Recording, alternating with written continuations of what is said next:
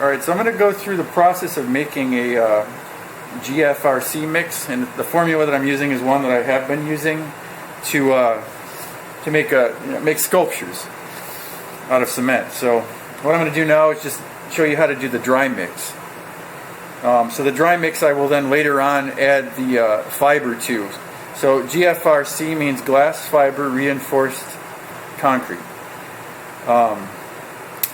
So what I've been doing, and I'm going to do right now, I'm going to do the dry mix. I'm going to mix 15 pounds of sand, and I use this, I think you can see it here, this number 30 industrial sand by PW Gillibrand. And that particular one, it was recommended by a company named Silica Systems. Okay, I'm going to go ahead and just show you this information here. So Silica Systems, they're actually located in Oceanside. That's their address right there. They've been very helpful. They gave me kind of the basics of a formula that would achieve what I want to achieve when I'm doing relatively thin fiber reinforced concrete mixes, because I wanted to have sculptures that are relatively thin and lightweight. So I worked with them, and they recommended this particular formula that I should use. And I've been kind of making slight adaptations to it as I went. And at this point now, which is 3/4 of the way through my sabbatical, this is where I'm at in terms of the mix that's been working best for me. Time will show more, like over time how it wears.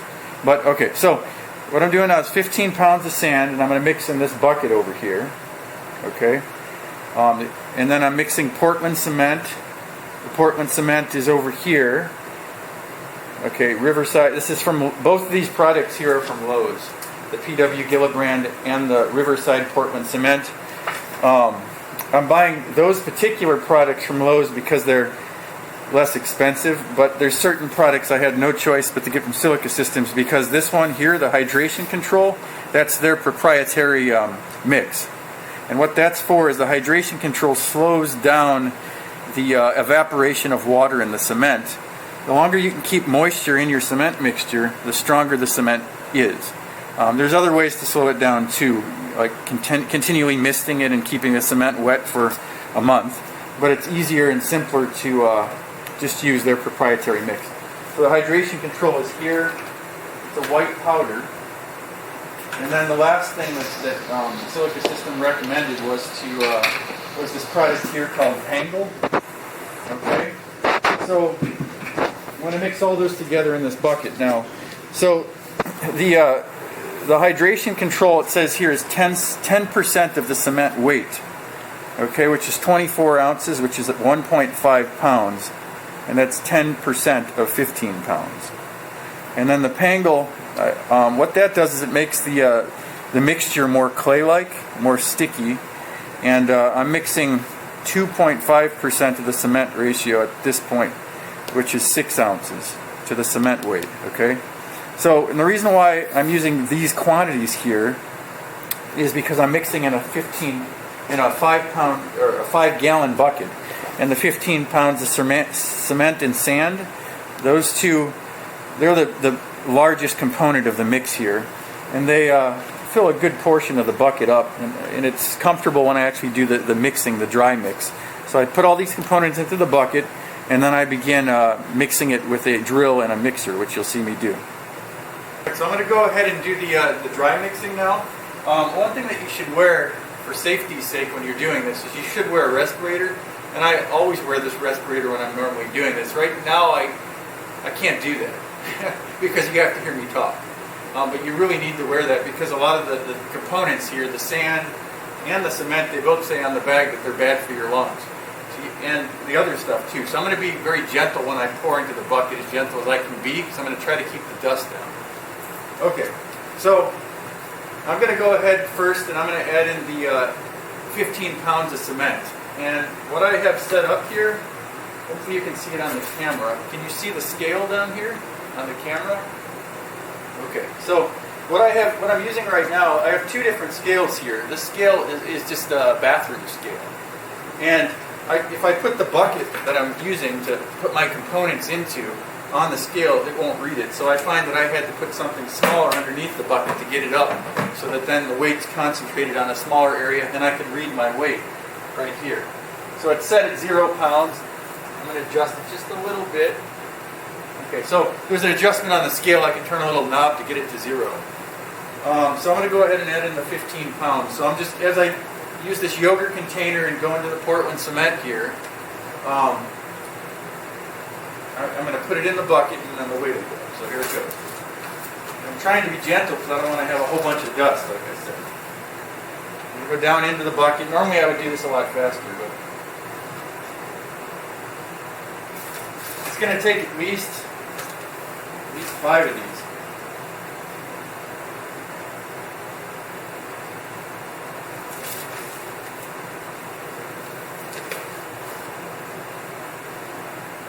I might have to speed this up later on, and this is not very interesting to watch me dump dry components into a bucket, so we'll see.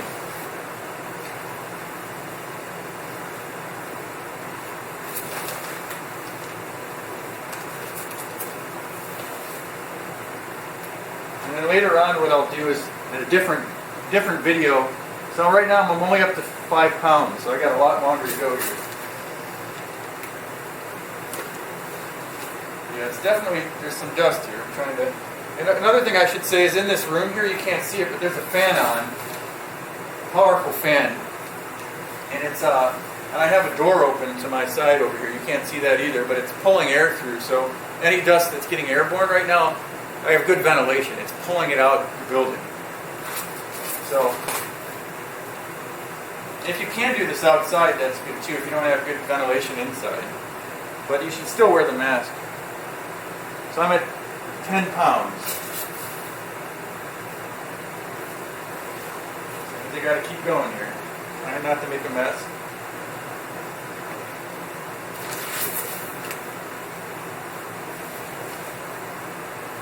At first I was using the smaller scale over here, but I thought it was faster to use a bathroom scale. I'm doing heavy enough weights here to just use this bathroom scale. The other one's better for weighing smaller. So we're at 15 pounds, okay?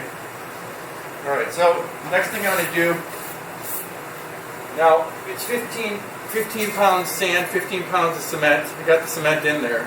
I'm going to go ahead and add in the hydration control and the pangle here.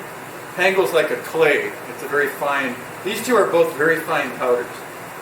Alright, so I'm going to add in the hydration control. The hydration control, like I said before, prevents evaporation. Now the problem about the hydration control is I have to switch scales. I have to weigh out 24 ounces of the hydration control on this scale because it calculates smaller measurements. So this one measures ounces or grams. You can't see that now, but I have it set on ounces, and once again I'm just adding this in, trying to see. This one's a fine dust. I'm already at, come on, grams. I got to change this here. There. With 1 cup, I'm at 5 ounces. So I got a ways to go.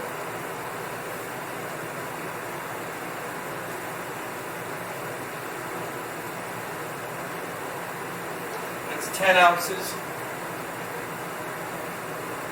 Got 14 more to go.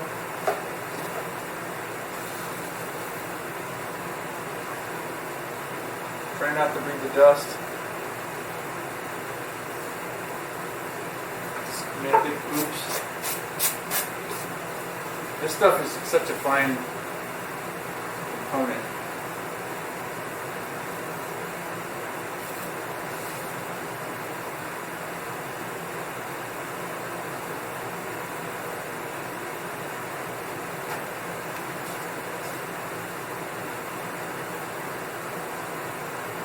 Alright, that's 14 more, so that's 24 ounces.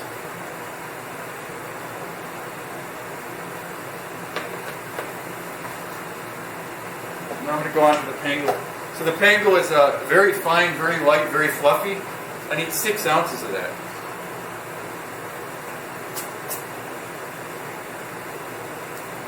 Normally I wouldn't reach so far over here. I'm just having to do that because I'm trying to get everything in the video.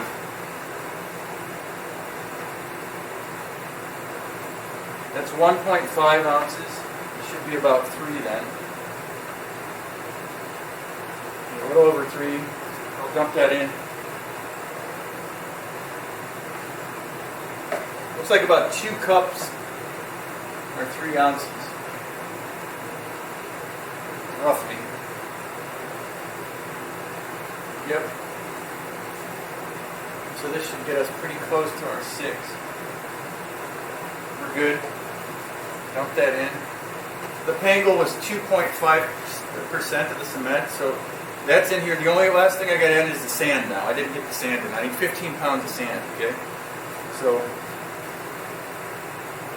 it looks like on the scale now it added about, what I just added in added a little over a pound, so which means if I'm at 16 pounds plus 15 would be 31 pounds.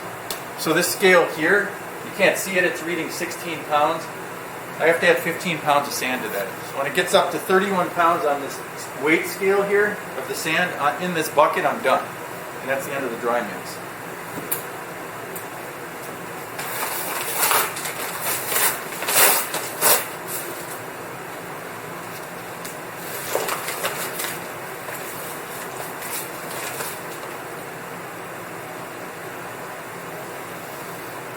The reason why I'm doing it this way is the light and fluffy stuff, the hydration control and the pangle, they're very airy and very light. I'm putting the sand on top of it, so when I do the mix with my power mixer and drill later on, hopefully I can keep the dust down a little bit. A lot of it gets airborne otherwise, so I'm trying this to keep it down. I haven't always mixed it this way. The most important thing, of course, is I have all the components in there, but I'm just trying to. And also another thing is the sand is so heavy. I find that the sand, if you put it in first at the bottom of the bucket, it's harder to mix into the overall mix. So I'm putting it on top instead of putting it on the bottom of the bucket where so I'm putting the heaviest component on top now, because it'll easily sink down in as I'm doing the power mixing later. So everything else is light and fluffy. The sand is kind of more weighty and bulkier. It's a relatively fine sand, meaning the grains are relatively fine, but I'm getting there. Got another pound or so. It's at 30. Okay, we're good there. All right, so that's all the dry components. All right, so I'm going to do a dry mix in a second. The camera will point down at the bucket when I mix. But right now I just want to once again say when you're doing this you should wear a safety mask again. This mask is, it filters out 99.9% of any dust particles, and you should really wear this. It's better than an N95 mask. This filters out even more. You really need to do that. I'm not doing that now, and I always wear this otherwise, okay? So I'm going to go ahead and set this aside because I'm going to talk a bit when I'm doing this. And at some point, it's likely that the entire mixing process won't be recorded because it takes a bit of time. It takes roughly at least 5 minutes to mix all the components together. So in the last video, I took all these various components here and I put them into this bucket. Once again, the only thing that's not in this mix, which is added later on when I actually do the wet mix, when I add moisture and water, and there's other moisture too, I'll talk about in a different video, to this mix. When I add that in later on, that's when I add the fiber. At this point now, I actually, one second here, I actually purchased this drill because I had a smaller drill. The other drill wasn't as powerful, so this is a much more powerful. This is actually a hammer drill, which is for drilling in concrete, but I'm putting it on just the drill features, so it's not. I'm not using it for drilling into concrete. I'm using it as a mixing tool. It helps to have this side handle here a lot because there's a lot of torque that goes into this, a lot of force, rotational force that goes into mixing the cement. And this particular type of mixing bit works really well for the dry mix. The fins here, they have this curved kind of screw-like form to them that creates a cyclone in the mixing bucket as I mix. Alright, so here's the mixing bit. I'm going to put it down into the bucket. Even just doing that and pulling it up, you can see that some of the other components, the sand's on top. So what you'll see happening as I go is you'll see some of the hydration control, some of the pangle, and some of the cement, the gray stuff at the bottom coming up.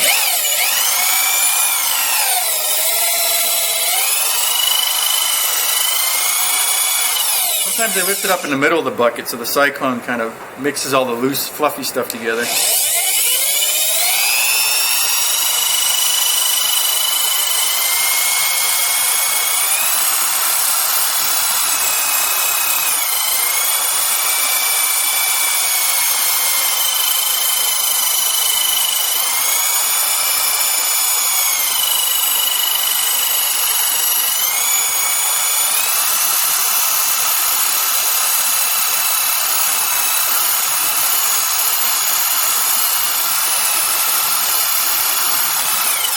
You really got to make sure everything's mixed well.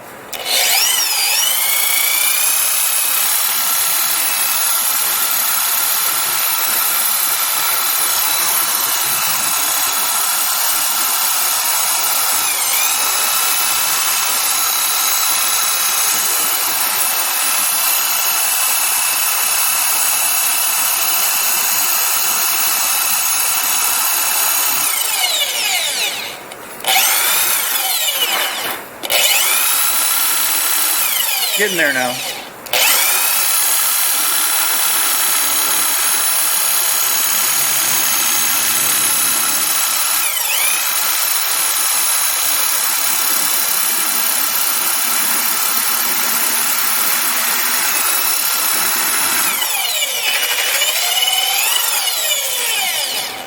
It's pretty well mixed now at this point, but I'm going to go longer. I'm going to go ahead and turn off the camera because it's a little dusty, but I think we're getting there, okay? It looks like when I lift it up, you don't see any of those white powders anymore. Things are getting really well mixed together. So I'm going to go ahead and keep doing this now for another minute or so, but because it's kind of dusty, I'm going to turn the camera off. It looks like pretty good. I'm just going to make sure by going another minute or so. There's no separation of any of the components. It was a good idea to put the sand on top, it looks like, for sure, because everything looks like very quickly with this high power drill and this mixer is getting really well mixed. You could see that kind of cyclone effect happening at certain points where it was lifting and dropping back in on itself. So it's really aggressively mixing, and that's how I know it's doing a really good job.